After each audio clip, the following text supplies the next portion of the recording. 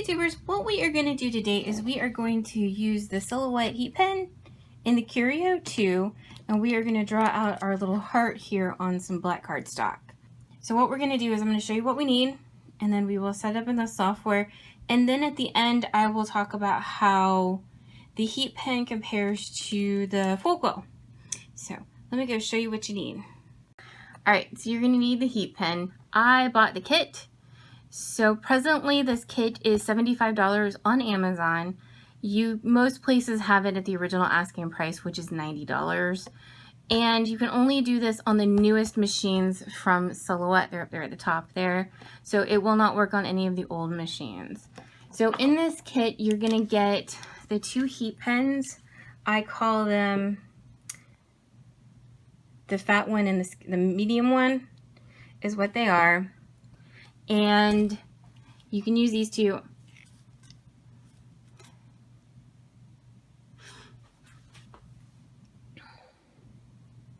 You get the two tips, so I call it the fat one and the medium one. And then you're gonna get the two rolls of film, and then there's some washi tape that goes in there too. Since coming out with this kit, Silhouette has also come out with just a single tip. It's a fine tip. And they released that really recently. And when I looked it up, it was $40. I don't know if that's $40 just for the tip or if there's any foil in it, but it's a single fine tip. You can buy that as well. So you're gonna need one of the heat pens and you're gonna need a new machine. So we are going to be doing this on black AstroBright cardstock. I like the black to make the foil pop. AstroBright is just my favorite cardstock. So you're gonna need that.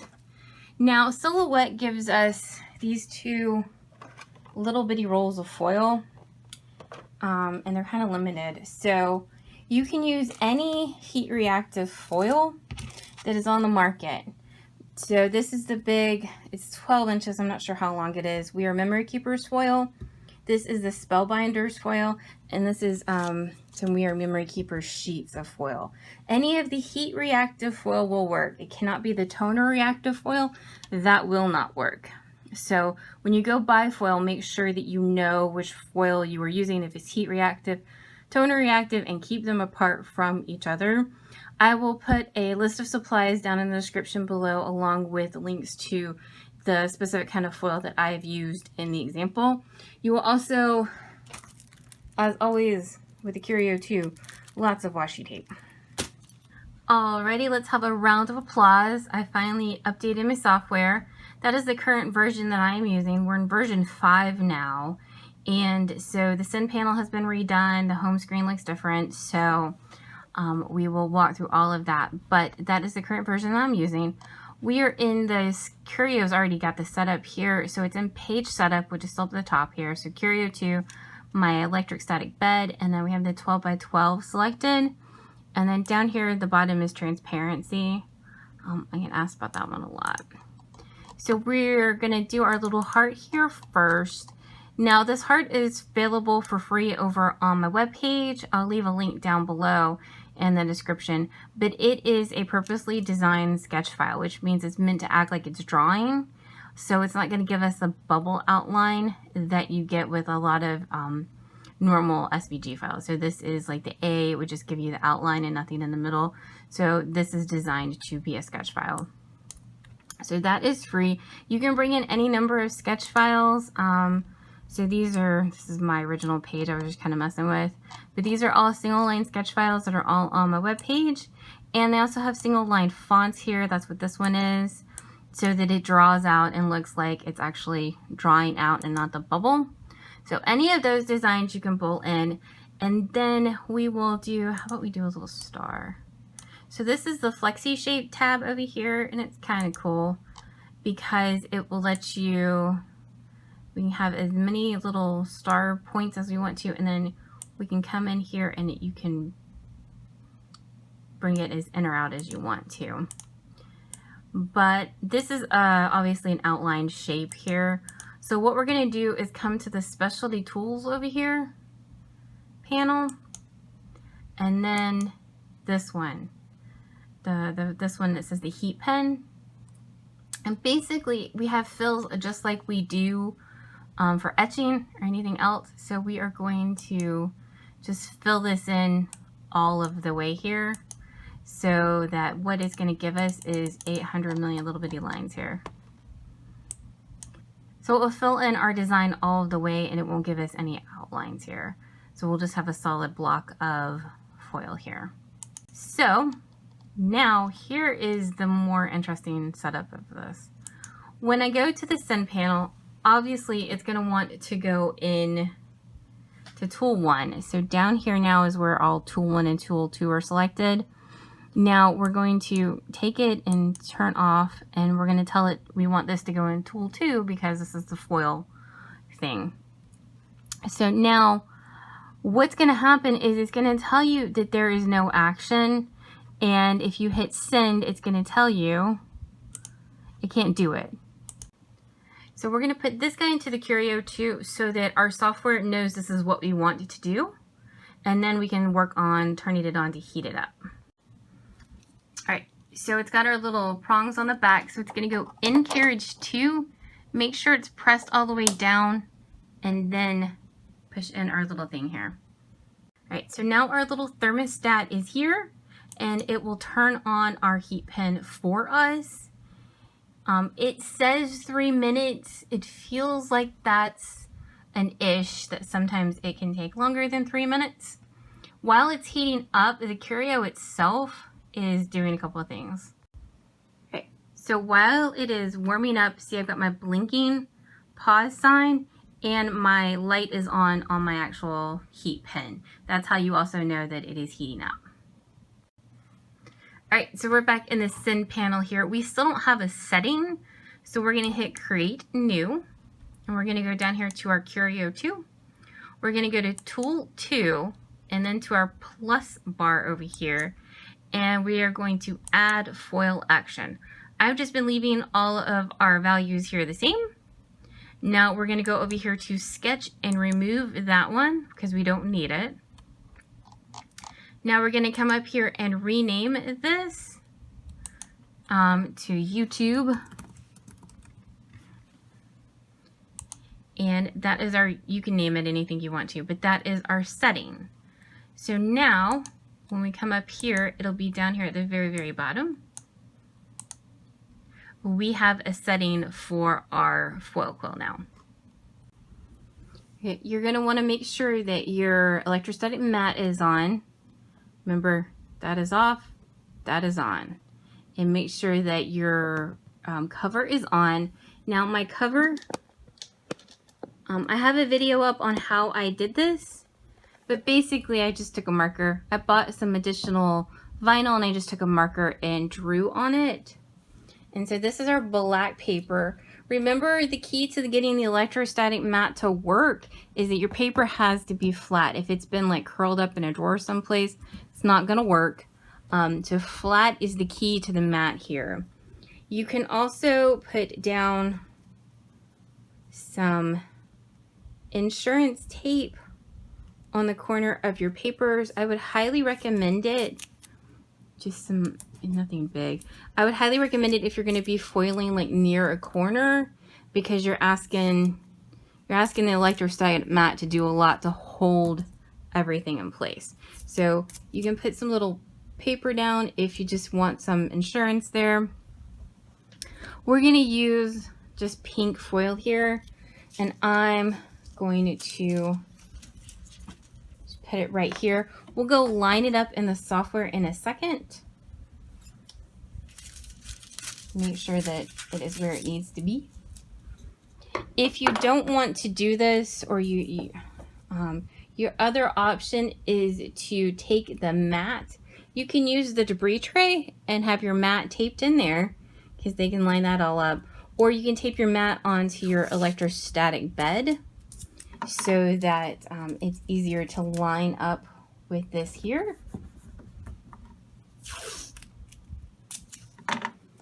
And now we're just going to tape top and bottom. And remember, you want your foil to be flat and pulled tightly, because if it's too bumpy here, you risk it being torn because you can pull it up. So on my mat here, see I'm between 2 and 6, and then I'm underneath the 1 here, about 1.5 here. So we need our little heart to be here. Also, as always, it will not foil over the tape. I struggle with that at least once in every video, so keep that in mind. All right, so we are back in our software real quick. I'm pretty sure we are in the right spot, so we're about 1.5 and 1.5 down here. So our star, we're pretty sure is in the right spot. We're gonna go over to the send panel. So we are ready, and this is stop filling up here.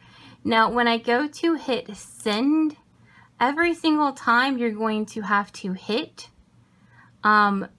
enable here. It wants, I don't know why, but it's turned off the automatic detection thickness here. So every single time you're gonna have to enable it. If you don't, you're gonna go through this very long series of prompts for it. And it's kind of a lot. So I just enable it every single time. And then I'm gonna hit send. Now, it's gonna tell you because it's foil, it's shiny. So what we're gonna do is I'm gonna put paper on top of the foil. Then the thing is gonna come down, and then we're gonna let it foil. All right, because the foil is shiny, Silhouette has told us that the automatic detection thickness sometimes has a hard time reading it. So what we're gonna do is we're gonna take regular white notebook paper and we're gonna put it down. I'm gonna hit send, and it's gonna come and do our detection. And then we are going to remove our paper here. And it is going to foil for us.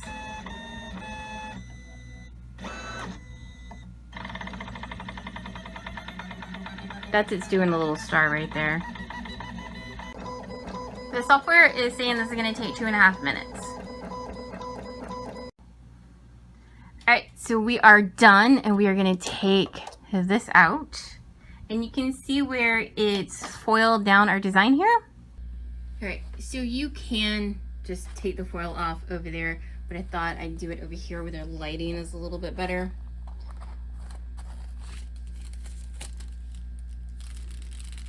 There we go. There is our foil all done. This one's pretty good. So a lot of people want to know, how does the heat pen compare to the foil quill? This is the foil quill. I've used it in many videos for many years here.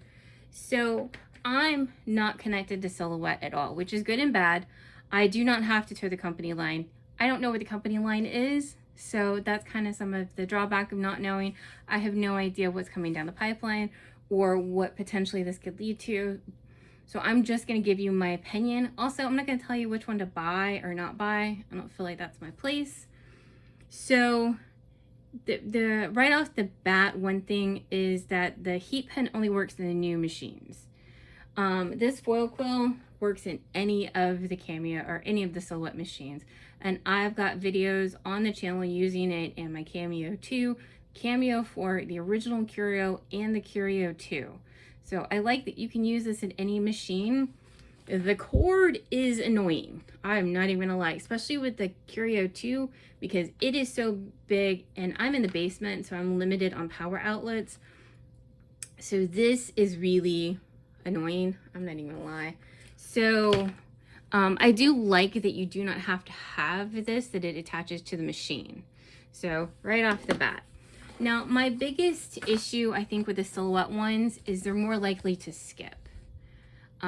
See, this is the middle one, and then this is the fatter tip, and you can see where we've got skippage. It seems to kind of struggle with just single line designs here. So see, that's even their gold foil, and see it skipped up here, and see we've got some skippage here. This is the Memory Keepers one in comparison. So see how crisp this is, and see how we've got missing foil here. Same here for the rainbow. See how we're missing some here. And then the one I just showed you, this is the Memory Keepers by comparison. So I just feel for like straight single line designs, the foil quill does better than the foil quill does better than the Silhouette one does. I think where the Silhouette really, Also, this middle one, I probably will never use again. I'm always probably going to default to the fatter Silhouette tip. I think it does a better job. It does a better job than the skinny one seems to do to me. But the thing where it really seems to excel is filled in designs. So you see memory keepers here, where it's filled in here with a heart. I don't know if you can tell, there's a line. Like, it didn't do as good of a job filling in. I feel like this heart down here, you can see how beautifully filled in that is. I think that's where this heat pen really excels, is a filled in design. And I think it would be really beautiful for like filled in foil on different thicker items like the acrylics, on books, on things like that. I think the foil will be beautifully completely filled in, and I think that's where the heat pen really excels over the memory keeper's foil, or over the memory keeper's foil quill hair. So that's the big difference to me. So what do you want to do? If are we doing single line designs, I think your memory keepers is good. If you have an old machine, the memory keepers is good. If you have a brand new machine and you want to do exclusively filled in designs, I think that fat heat pen is going to be really good for that. So to me, those are the two big differences between them.